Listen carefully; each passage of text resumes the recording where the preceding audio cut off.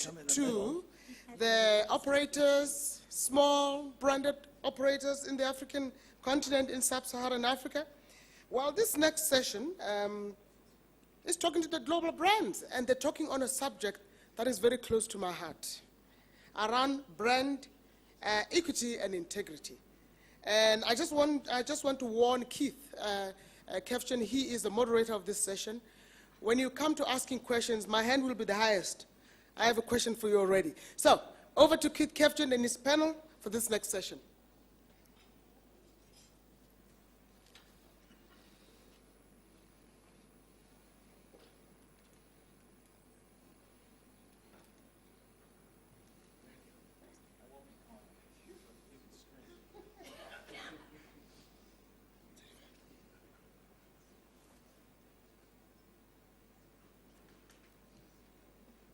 What do I do now?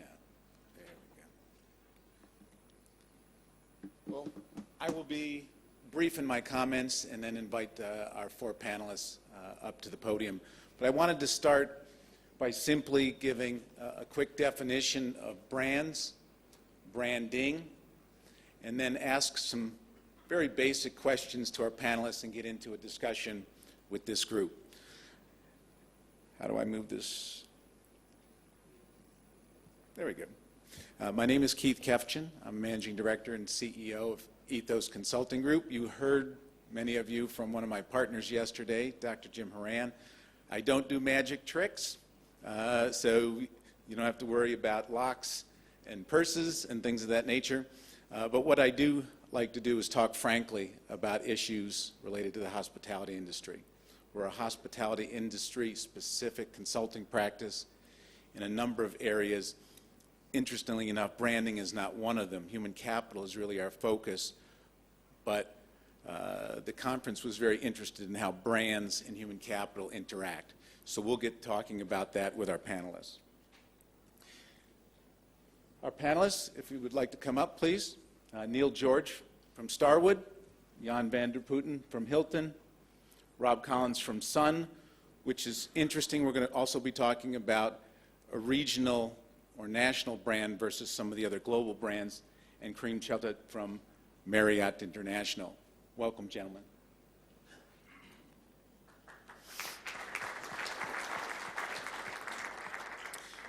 I was thinking about how brands affect us, and I was thinking about how many brands I actually have on my back today, or on my body. I was thinking, Christian Dior shoes. I have Pierre Cardin socks. I'm wearing an Hermes belt. I have Invisalign braces. I have a branded pair of glasses. And then Neil at breakfast said, well, Keith, what about the shampoo you used this morning? And brushing your teeth with a brand. And so brands really affect us in so many ways. They're all around us, and they affect us to the extent that sometimes we don't even know. And so we're going to talk to the gentlemen about how their brands affect customers as well as investors.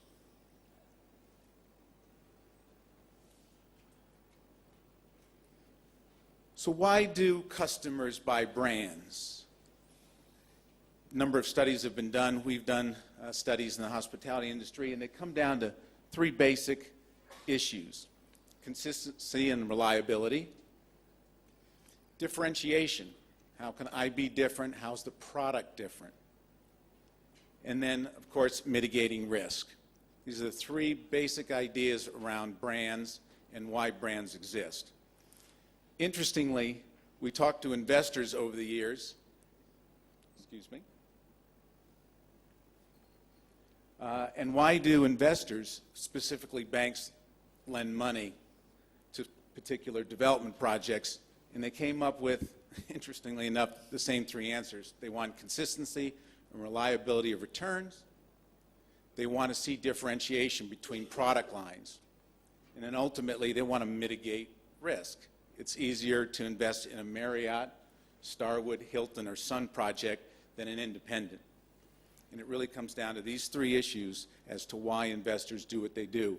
We had, again, a nice dinner last night. We were talking about investment issues, and banks, unfortunately, in this part of the world don't really understand enough about this industry. And I think it's incumbent upon both our panelists and this group to communicate with investors as to why hotels make sense as an asset class.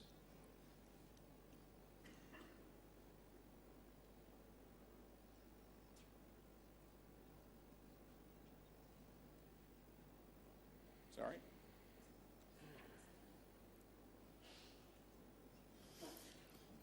Yeah, I got it. Yeah. So I'm going to move over to the seat, and we're just going to have a conversation. So, gentlemen, in thinking about your businesses, how would you describe your brand promise? And Kareem, we'll start with you and then move down the line. I think we'll separate in two parts. Basically, first the brand promise to the guest, the customer, and then to investor. For the guest, we have the product, the service.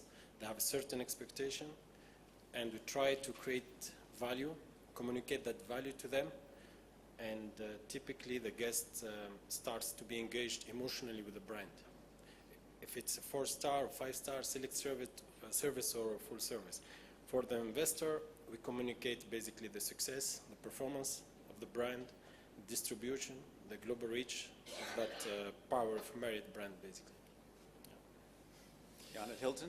Yeah, in our case, obviously, like Karim's case, we operate many, many different brands, approximately 11 today, and every brand has a different promise. But across the board, I think the promise really is that we'll take care of the needs of the guest. And in terms of the investor side, I think it's very similar to what Karim says. The brand promise gives global reach, gives the Hilton engine to drive business going forward, and to make sure that the needs of the investor, an ROI level expected, is being met. At Sun? I think we, at last count, had 482 brands within the group. And we're slightly different in that we activate in events and entertainment. We've got golf courses and amongst conference venues and obviously the casino. So we are a slightly different offering compared to the classic global hotel beasts that are represented here. But ours is about experiential. We've got to touch the hearts and minds of all of our guests. And with that in mind, it's a promise about a great experience, hopefully value for money, one which will result in a repeat business. It's really not great sitting in this position because everything's been said. The only thing I would probably add is, as a multi-brand global company, we're exceptionally focused on making sure that our brand promises for each of our brands are clear and distinct from that of every other brand that we own. The worst thing that could happen is brand blur or brand confusion, or even worse, people becoming brand agnostic to the point where it doesn't matter what the brand is. So we have 9 brands. Every single one of them has a very clearly articulated position, which relates on many different levels, including price, psychographics, and so on and so forth. So, and it's something that envelopes everything that brand does, from the locations those hotels are in, to the types of properties that are built, to the experience of a guest walking in, to what's in the room, to how the guests, to the staff interact, and so on. So a brand promise is something we take very seriously, and it goes right to the core of what we do. Thank you, Neil. Why don't we start with you and then work back? Excellent. So but how do you guarantee the delivery of that brand promise? With so many brands, so many segments, how's Starwood doing that? It starts, in our view, in different places, but all simultaneously. The first is for us to internally make sure that we are clear what each one of those brands stand for, and what is the experience that we'd like to deliver to the customer. And then starting from that point, we go out and find, again, depending on the brand, the right locations for the brands, because not every location works for every one of our brands, the right properties, and the right partners. and the right markets, so that we set up the basis upon which we can build the rest of the house, if you will, on a pretty solid foundation. And from there on out, we have brand-specific, brand standards everybody likes talking about, and brand-related training. We have brand language and tone of voice, right down to very tiny details. So it's a whole sort of service culture training program that goes into it, along with the design. So on the software side of it, and on the HR side of it, there's a lot of the training aspects, and on the design side of things, there are things from brand hallmarks, for instance, that signify a specific brand, and that could be anything from chandeliers and a grand staircase and a St. Regis to round reception desks at a loft, and which relate to the physical product. So it's a combination of a number of different things that come together and hopefully all culminate in an experience for a guest that is 100% branded. Good, son? Yeah, I think Neil's touched on a lot of interesting points there. The ability to right size and to cut the cloth accordingly right from the developmental stage is probably the most critical element. You've got to give people what they want and who your intended audience is going to be. And then therein after, we spend an inordinate amount of time creating that brand personality. So everything from the look, the feel, the wallpaper, the imagery, the branding of the little restaurants or pubs, bars within the precinct, it's a critical part of what ultimately you're going to deliver from a guarantee point of view. And I think your coloration, your ability to create that brand, which is the brand essence, the ability to get a style of photography that's ultimately going to work within the ambit of where the market that you're trying to appeal to. So an enormous amount of time has to be spent in the investment and the planning stages to enable you to then ultimately build and create what you want to take to market. Therein after, it's the obvious standard operating procedures, the culture, the training, the ability to right staff the people for the right image that you're trying to create. Enormous amount of time in planning. Yeah, it's very similar in many ways, but I think first and foremost the right brand in the right location on the right building. Then stay very true to what the brand is about in terms of making sure that you have a simple set of brand standards, which both in terms of design as well as product delivery are being met without overcomplicating it. And then thirdly is making sure you have systems to follow up on what that brand really accomplishes, and in terms of how the guest, how the business perceives the brand, and make sure that these systems, again, kept simple, give feedback in order to adjust wherever the brand or the particular hotel doesn't stay true to its brand promise and its brand standards. So I'm in the difficult position right now, right? Because but I will just try to add a few Everyone points. gets a chance. Yeah. Again, we are a global firm. We have over 20 brands, but yet we are still focused, We do a lot of work. We are strict in design, so we differentiate our brands from Courtyard, Protea, Marriott, JW Marriott, Ritz-Carlton.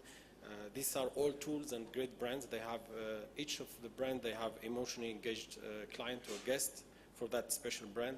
In terms of delivery, we focus on the product from the facility criteria design to make sure we don't mix between a select service and the full service, because today the world is a village. Customers and guests that travel. Chinese, we have a lot of Chinese base of customers, and if they travel to the US today, we are trying part of their loyalty also to provide them with at least employees that associate that speak Chinese Mandarin, or there are something in the menu that some food that is from China.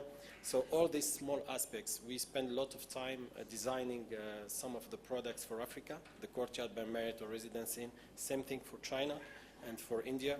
So we keep the concept with some special touch, to enforce that loyalty and delivery of the brand. Yeah, Kareem, I'm curious if you think that it's possible in this day and age to build a brand from scratch as an indie versus trying to compete with the likes of the people and the companies on this panel. It's still possible. There are niche. I mean, you can see some niches everywhere where you can still differentiate yourself, you know, and create competitive advantage. I think we can speak later about regional or global brands, you know, but each of them has its competitive advantage and the market. Yeah. And then we'll throw this out to the group, or maybe, Jan, let's start with Hilton. How do you value your brand as an organization? Is it part of a balance sheet or a financial metric, or is it simply an intrinsic part of the company? Well, we love the brands. We value the brands greatly because it's the brands that really drive the engine, but we do not put them on the balance sheet, and we can't put the brand in dollar terms. But we live and breathe the different brands that we operate because they give us the edge and they make us stand out and differentiate from what our colleagues are trying to achieve and do. Is anyone on the panel, is anyone putting I a think I would value like to the brand on the add balance sheet? Go ahead. One point on value of brands, because I worked in consulting before, and just for me, great example of our Protea hotels today that joined the group. I think if you look at the book value of publicly listed firms such as Marriott or Hilton and Starwood, you will see always there is a big difference between the book value and the market capitalization of that company, and that's really related to the intangible value, the brand. How can that be used later in terms even of bottom line, improving or lowering the turnover of employees, using the brand for consolidation of the industry, etc. So that's. And Sun? I think brand is arguably the most important thing in a big corporate these days. If I do have a criticism of the accountants and the accounting industry, it's they haven't kept abreast and they haven't kept a pace with how to value brands. I'm personally of the view that the biggest businesses in the world of the future are going to be all around brand. And it's not about a fixed asset or alternatively how to depreciate on an accumulated basis or anything. And the reality is, and the proof of the pudding is out there, Apple and Google, all of those big powerhouse businesses of the future are all around brand. And we don't escape that either. So from the hospitality, gaming or experiential industry, your brand is the most critical thing. We're not entitled to any business. We've got to go out there and work damn hard every month to earn it. And the reality is, if you don't have the right brand, you're actually going to disappear very quickly. And Starwood? Look, well, I think clearly there's massive value in brands, and there's all kinds of different dark arts that go into valuing a brand and how much goodwill gets ascribed to it. Clearly, it's all true, we think. We believe in it very strongly. So I leave that aside. But just on a more practical note, brand value or brand equity is something that we certainly take very seriously. And I give you a great example. One of my team members brought a deal to our investment committee for approval, which involved a short-term management agreement, I think it was 10 years or so, at which point the owner could terminate a contract, but would pay us out all the fees we would have earned for the next 10, so as if it was a 20-year contract. Our board wouldn't approve it. And the rationale, which I struggled with a little bit to understand, being a commercial business development guy, was that it's the damage to the brand equity from being on a building for that short period of time and the message it sends to the market is simply not compensated by money, no matter what that number is in money terms. So clearly something we walk the talk. It's something that is very close to our hearts. Would any of the big chains consider selling a brand? Has it been done? I was just trying to think in my own head. Acquiring, yes, like the Protea deal. But have you ever sold one of your brands that didn't seem to fit? Not to my mind, no. Yeah. So once you got it, you have it. Some have gone away. I know that some have been recast or thrown back into, I think about Sheraton 4 Points, things of that nature. So some do come and go, but I've never seen a sale of a brand, which is kind of interesting. talking about brand value. Usually you buy the whole thing or nothing at all. But how are you ensuring brand integrity, or is that, I guess, maybe some of the same questions? So why don't we move on? How social media and technology are impacting your brand. E&Y just came out with their trends and predictions for 2015, and this was one of the, of course, the big items. But it wasn't just about the importance of social media, it was how it affects brand and how it affects customer decision making. And maybe we can start with Sun. Rob? I think this is clearly the future, and I'm stating the obvious here, but we as a group, and I'll talk only for Sun International here, we've had to reinvent our brand, and in fact in the next couple of days we're going to be relaunching a completely new way we take ourselves to market, because we had landed up becoming a house of brands, and in truth we weren't getting the halo effect from the corporate mother brand. So we've reconfigured everything to now become a branded house as such, because media advertising is just so punitively expensive.